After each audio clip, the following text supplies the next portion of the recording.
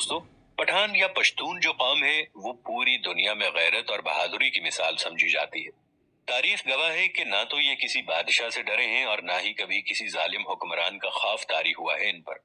دنیا میں اب تک کئی بڑی بڑی اقوام نے متعدد بار پٹھانوں کو زیر کرنے کی کوشش کی ہے، مگر سب کے سب ناکام رہے، اور آدھی دنیا فتح کرنے والے سکندر اعظم نے بھی جب افغانستان میں اپنا قدم رکھا تو پختونوں نے دنیا کی سب سے بڑی منظم فوج کو بھی دھول چٹا کر رکھ دی، اور یہ سلسلہ امریکہ کو افغانستان سے بھگانے کی صورت میں آج تک ایسے ہی جاری ہے۔ آخر یہ پٹھان ہیں کون اور یہ کس نسل سے تعلق رکھتے ہیں، اور رسول اللہ صلی اللہ علیہ وآلہ وسلم نے ان لوگوں کے لیے کیا دعا فرمائی تھی؟ آج کی اس ویڈیو میں ہم آپ کے ساتھ دنیا کی اس بہادر قوم کے بارے میں ڈسکس کریں گے جسے دنیا پٹھان اور افغان کہتی ہے۔ دوستو، افغان اس لیے کہتے ہیں کہ افغان حضرت سلیمان علیہ السلام کے ایک بیٹے کا نام تھا، اور ان کو جنات کی زبان کافی پسند تھی، لہٰذا انہوں نے اپنے والد سلیمان علیہ السلام سے کہا کہ آپ جنات کو آرڈر پاس کریں کہ مجھے اپنی زبان سکھائیں۔ لہٰذا حضرت سلیمان علیہ السلام کے حکم پر جنات نے افغان کو ان کی زبان سکھائی۔ آپ نے اکثر دیکھا ہوگا اپنے علاقے میں لوگ کہتے ہیں کہ یہ پشتو جو ہے یہ جنوں کی زبان ہے۔ اس کے پیچھے لاجک بھی یہی ہے، اور بعد میں یہی زبان پختون کے نام سے مشہور ہوئی۔ پٹھانوں کی اصلیت اور قومیت کے بارے میں جو روایات ہیں وہ یہ ہیں کہ پٹھان حضرت ابراہیم علیہ السلام کی اولاد میں سے ہیں اور حضرت اسحاق علیہ السلام کی اولاد ہیں، یعنی یہ لوگ اپنی قومیت کے اعتبار سے بنی اسرائیل ہیں۔ دراصل حضرت یعقوب علیہ السلام کا لقب اسرائیل تھا، اس لیے ان کی اولاد کو بنی اسرائیل کہا جاتا ہے۔ حضرت یعقوب علیہ السلام کے 12 بیٹے تھے، اور انہی سے بنی اسرائیل کی 12 قومیں آگے چلیں، اور تاریخ دانوں کے مطابق انہی میں سے ایک قوم ان پختونوں یا پٹھانوں پر بھی مشتمل تھی۔ جب رسول اللہ صلی اللہ علیہ وآلہ وسلم نے دین اسلام کی تبلیغ شروع کی اور لوگ جاق در جاق اسلام قبول کرنے لگے، تو اس وقت پٹھان قوم کا سردار جس کا نام قیس عبد الرشید تھا، وہ اپنے پورے خاندان کے ساتھ رسول اللہ صلی اللہ علیہ وآلہ وسلم کی خدمت میں حاضر ہوا، اور آپ صلی اللہ علیہ وآلہ وسلم کے ہاتھ پر بیعت کر کے مسلمان ہو گیا۔ اب جو کہ قیس ایک عبرانی لفظ ہے، لہٰذا آپ صلی اللہ علیہ وآلہ وسلم نے اس کو تبدیل کر کے عبد الرشید نام کو پسند فرمایا، اور یوں حضرت قیس عبد الرشید نے اپنے پورے قبیلے کے ساتھ اسلام قبول کر لیا، اور اس طرح سے انہیں پہلے پختون صحابی ہونے کا اعزاز حاصل ہوا۔ دوستو، یاد رکھیں آج دنیا میں پختون، پٹھان، افغان وہ واحد قوم ہے جن میں اسلام کے علاوہ کوئی اور دوسرا مذہب موجود نہیں ہے، اور اگر آپ کسی پٹھان سے پوچھیں گے کہ وہ مسلمان ہے یا پختون، تو آپ کو جواب ایسا ملے گا کہ آپ کے دماغ کی کھڑکیاں کھل جائیں گی کہ ہم پچھلے 5000 سال سے پٹھان، پختون اور افغان ہیں، اور جبکہ پچھلے 1400 سال سے ہم مسلمان ہیں۔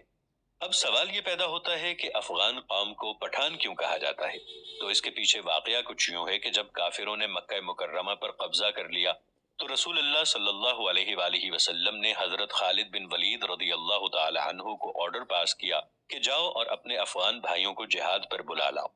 لہٰذا حضرت خالد بن ولید رضی اللہ تعالی عنہ کہاں گئے؟ حضرت خالد بن ولید رضی اللہ تعالی عنہ افغانستان کی طرف روانہ ہوئے، اور افغانی سردار قیس عبد الرشید کو رسول اللہ صلی اللہ علیہ وآلہ وسلم کا پیغام ارسال کیا، اور پھر جلد ہی قیس عبد الرشید کی قیادت میں افغانستان سے پختونوں کا ایک بہت بڑا لشکر مکہ کی طرف روانہ ہو گیا۔ شام کو حضرت خالد بن ولید رضی اللہ تعالی عنہ نے رسول اللہ صلی اللہ علیہ وآلہ وسلم کو یہ خوشخبری سنائی کہ افغانیوں نے آتے ہی مشرکین کا قتل عام شروع کر دیا ہے، اور تمام کافروں کا صفایا کر کے اب افغانی مکہ مکرمہ پر قابض ہو چکے ہیں۔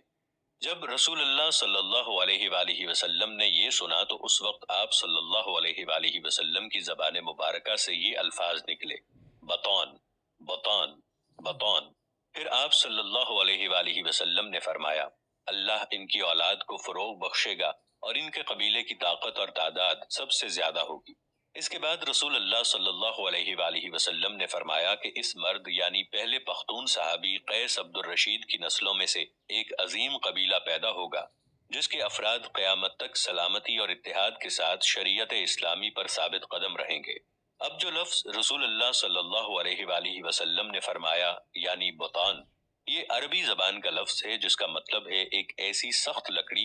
جو بڑے بڑے سمندری جہازوں میں لگائی جاتی ہے، جس کو سمندر کا خطرناک پانی بھی برباد نہیں کر سکتا،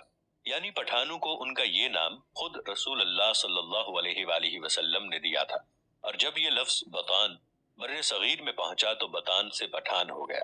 آج اس قوم کو فارسی زبان میں پشتون اور ان کی مقامی زبان میں پختون اور اردو زبان میں پٹھان کہہ کر پکارا جاتا ہے۔ یہ قوم پوری دنیا کے مختلف علاقوں میں پھیلی ہوئی ایک غیرت مند قوم شمار کی جاتی ہے، جس میں افغانستان، پاکستان اور بھارت اول نمبر پر آتے ہیں۔ پٹھانوں نے قیام پاکستان میں بھی بھرپور حصہ لیا تھا، اور بعض انگریز مورخین کا ماننا ہے کہ یہ پٹھان قوم ارجینیا کے کسی علاقے میں رہا کرتی تھی، اور ارجینیا کے لوگوں کا بھی یہی کہنا ہے کہ پٹھان قوم ارجینیا کا ایک حصہ ہے۔ پٹھانوں کا اللہ کی راہ میں لڑنے کا جذبہ ہے جو آج تک اس قوم کے اندر ایسے ہی باقی ہے۔ یہ لوگ اپنے دین کو لے کر کافی سخت ہوتے ہیں اور شریعت اور نام خداوندی کے لیے ہر وقت مر مٹنے کے لیے تیار ہوتے ہیں۔ آپ نے افغانستان میں تو دیکھا ہوگا، جس کا نظارہ ہمیں دنیا کے اکثر مختلف حصوں میں دیکھنے کو بھی ملتا رہتا ہے۔ اس قوم کا ذکر قرب قیامت میں پیش آنے والے واقعات میں بھی ملتا ہے، اور بعض مورخین کے مطابق حضرت امام مہدی رحمت اللہ علیہ کی مدد کے لیے جو بر صغیر سے کالے جھنڈوں کا لشکر نکلے گا، ان میں کافی بڑی تعداد انہی پٹھانوں پر مشتمل ہوگی۔